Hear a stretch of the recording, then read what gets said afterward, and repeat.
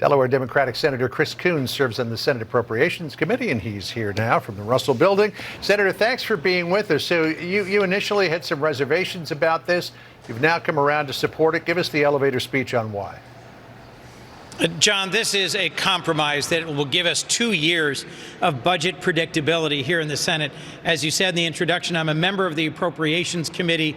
There is some extra initiative in this bipartisan deal for us to fully complete our annual appropriations process. It'll be tough to do so with the reduction in spending that will happen under this bipartisan agreement.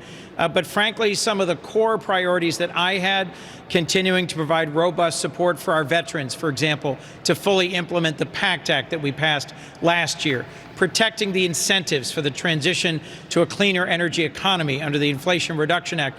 Those things were in there, and I am positive that getting this done and avoiding the threat of default is in the best interest of my state and our country.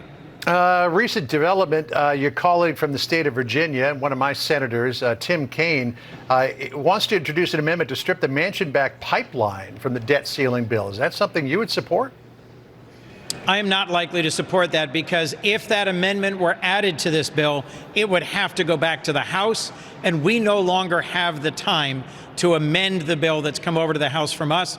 We need to take it up and pass it before we hit the limit of our debt ceiling on June 5th.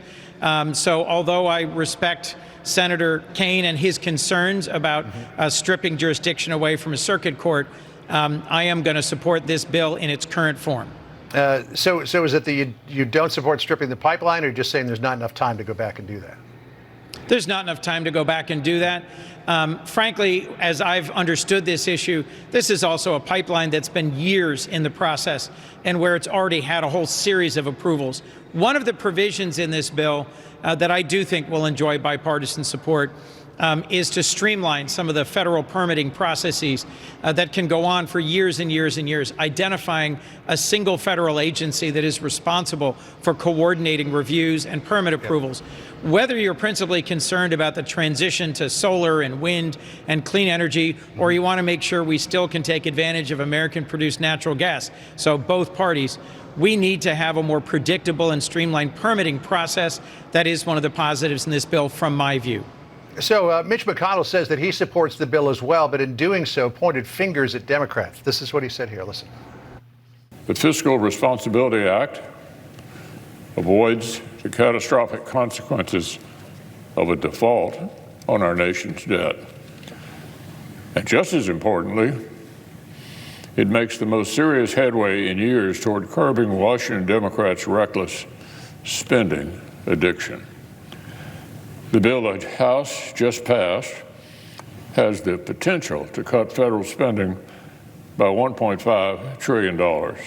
So the Senate Minority Leader says the Democrats finally got reined in their profligate spending. What do you say? Well, that's his characterization. I would say that both parties, presidents of both parties, majorities of both parties, have shown an enthusiasm for spending in different ways. Under President Trump, Senator McConnell, the Republican leader, led and championed one of the biggest reductions in federal revenue, or you could describe it differently, one of the biggest tax cuts in American history. Our balance sheet, whether we have an annual deficit, whether we have a growing debt, is the balance between revenue in and spending out. And for the period that President Trump was in the White House, we raised the debt ceiling without any focus on curbing spending or reduction in our deficits. That has now become an obsession with President Biden in the White House strikes me as being more a focus on disliking the areas of spending that Democrats prioritize, the environment, education, health care, and preferring spending that Republicans prioritize, tax cuts and defense. Frankly, we need to reduce our deficits. Yeah. President Biden has a strong record on reducing deficits already over his predecessor, and I think we can agree that this is a bipartisan compromise that makes positive progress in that direction. All right, well, we'll see if it comes to a vote tonight. Senator Schumer says he wants to fast track it, which will take a little bit of fancy juggling, but we'll keep watching it. Senator Coons, of the great state of Delaware, thank you for joining us. Appreciate it. Thank you. Good to be on with you.